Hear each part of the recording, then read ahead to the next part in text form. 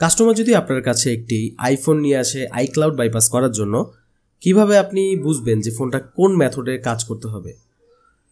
যার কারণে ইতিপূর্বে আমরা আমাদের ইউটিউব চ্যানেলে আইক্লাউড বাইপাস নিয়ে আরও 3টা ভিডিও দিয়েছিলাম, 3টা মেথড দেখিয়েছিলাম। এটা হচ্ছে 4র্থ মেথড। আপনি যদি এই সবগুলো ভিডিও দেখেন, ইনশাল্লাহ আপনি খুব সহজভাবে আইক্লাউড যে কোনো ধরনের আইক্লাউড বাইপাস করতে পারবেন।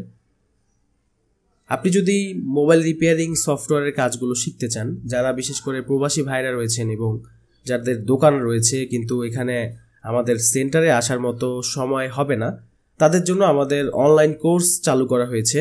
বিস্তারিত জানার জন্য হোয়াটসঅ্যাপে যোগাযোগ করুন। তো বন্ধুরা, এই মুহূর্তে আমাদের যে হাতে যে ফোনটি রয়েছে, এই ফোনটির মডেল হচ্ছে আইফোন 6s প্লাস। এই ফোনটির কাস্টমার ফ্লাশ করার পর সে আইক্লাউড ভুলে যাওয়ার কারণে এখন সে বাইপাস করতে পারছে না বা ফোনটি কোনোভাবে ওপেন মেনুতে নিয়ে যেতে পারছে না। তো কিভাবে আপনি এই ধরনের ফোনগুলো লক খুলবেন সেটা আমি আপনাদেরকে শিখাবো। যদি সাধারণত আইফোন হ্যালো মুড অবস্থায় কাস্টমার আপনার কাছে নিয়ে আসে, সেই ফোনগুলো আপনার বাইপাস করার জন্য অবশ্যই টাকা খরচ করতে হবে যদি আপনি সিম সহ বাইপাস করতে চান। আর যদি সিম ছাড়া বাইপাস করেন সেক্ষেত্রে কোনো টাকা খরচ হবে না। তো আমাদের স্টেপ হচ্ছে, আমরা ইউএসবি কেবল কানেকশন দিয়ে ফোনটি প্রথমে ফ্লাশ করব, তারপর জেল ব্রেক করব, তারপর আমরা সার্ভারের মাধ্যমে বাইপাস করব। তো এখান থেকে 3D টুলস চালু করার পর আমি ডাউনলোডে ক্লিক করে নিলাম।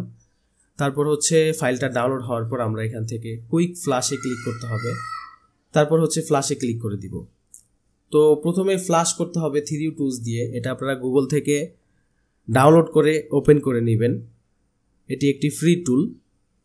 তো বন্ধুরা, ফ্লাশ পরিপূর্ণভাবে হওয়ার পর আমাদের দ্বিতীয় যে স্টেপটি রয়েছে সেটা হচ্ছে জেল ব্রেক করতে হবে। তবে তার আগে আপনার দেখতে হবে যে ফোনটিতে সিম পায় কিনা। তো এখানে দেখতে পাচ্ছেন সিম কিন্তু পেয়েছে, এখানে নেটওয়ার্ক পেয়েছে এবং এখানে ডাটা কানেকশনের যে সিম্বল রয়েছে সেটা দেখা যাচ্ছে।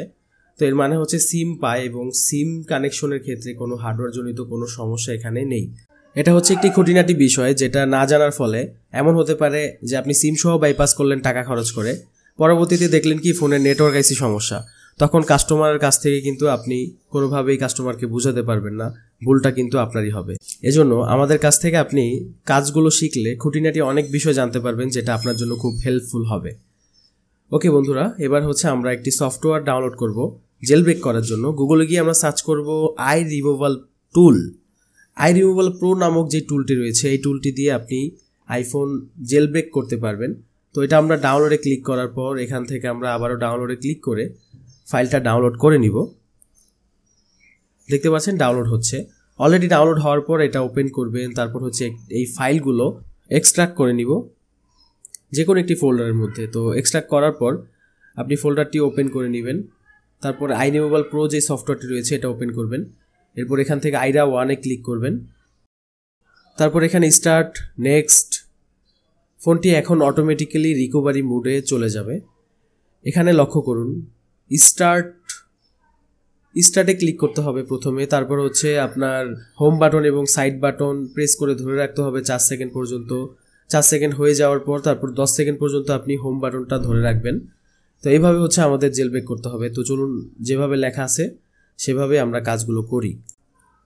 প্রথমে আমাদের স্টার্টে ক্লিক করার সাথে সাথে ফোনটা সাইড বাটন এবং হোম বাটন প্রেস করতে হবে।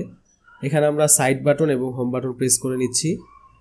4 সেকেন্ড হওয়ার পর তারপর হচ্ছে আপনারা এখানে হোম বাটনটা ধরে রাখবেন আর সাইড বাটনটা ছেড়ে দিবেন।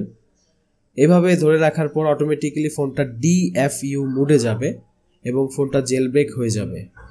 দেখেছেন কতটা সহজ? আসলে শিখতে পারলে সব কিছুই সহজ, এবং কেউ যদি আপনাকে সহজভাবে শিখাইতে পারে তাহলেও সহজ। তো এখানে আমাদের ফোনটা জেল ব্রেক হচ্ছে। জেল ব্রেক হওয়া পর্যন্ত আমরা অপেক্ষা করব। একটা বিষয় হচ্ছে, দেখেন ইউটিউবে আপনি এভাবে সাজানো গোছানো কোথাও কোনো ভিডিও পাবেন না। সাধারণত আমাদের এই ভিডিওটা হচ্ছে আমাদের অনলাইন কোর্সের ভিডিওর একটি অংশ।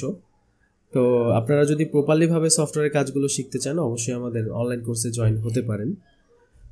তো এখানে জেল ব্রেক হয়ে গেছে, দেখতে পাচ্ছেন ফোনের মধ্যে কিছু কোড লেখা ভাসতেছে, এর মানে হচ্ছে জেল ব্রেক হয়ে গেছে।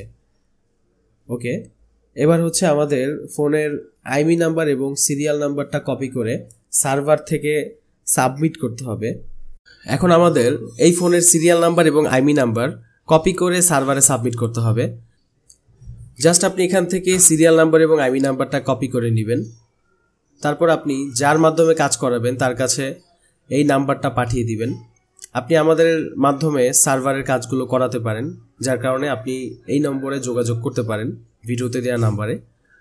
তো এই সার্ভারে এটা সাবমিট করার পর 5 থেকে 10 মিনিটের মধ্যে অ্যাক্টিভ হয়ে যাবে এবং অ্যাক্টিভ হয়ে গেলে তখন আপনি এখান থেকে অ্যাক্টিভেটে ক্লিক করবেন।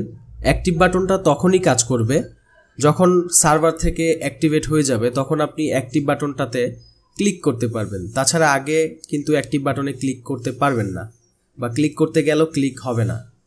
এখানে আমরা অ্যাক্টিভে ক্লিক করে দিলাম। অ্যাক্টিভে ক্লিক করার সাথে সাথে আমাদের প্রসেসিং হচ্ছে এবং আমাদের ফোনটা একটু পরেই কিন্তু লক খুলে যাবে এবং লক খোলার পর আরও কিছু কাজ বাকি রয়েছে, সেগুলো আমি আপনাদেরকে বুঝিয়ে দিব।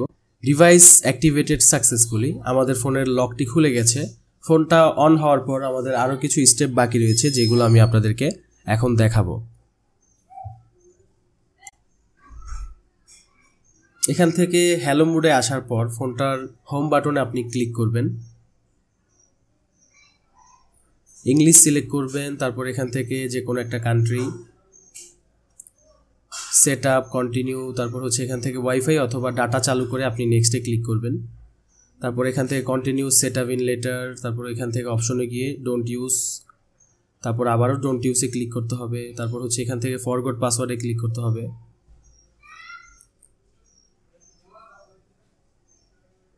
Set up in letter, agree, continue, not now, disable location, continue, don't share, continue, get started. এখন আমরা কল দিয়ে দেখব যে আমাদের সিম ঠিকভাবে কাজ করছে কিনা।